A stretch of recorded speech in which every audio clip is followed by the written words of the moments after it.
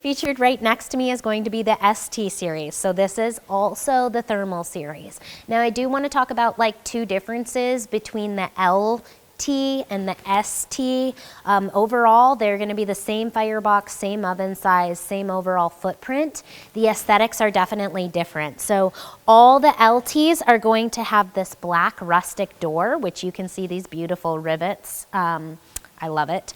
Over here on the Rizzoli ST90, this is going to have the inox door, stainless steel door is what we have shown here. You can also order this in black doors as well, but it's going to be the smooth black instead of the rivets that are shown on the rustic series. Now this particular model shown here is going to be featured in a cream color, and this is going to be a painted finish. Now this ST90 can literally be ordered in any color on the RAL color chart.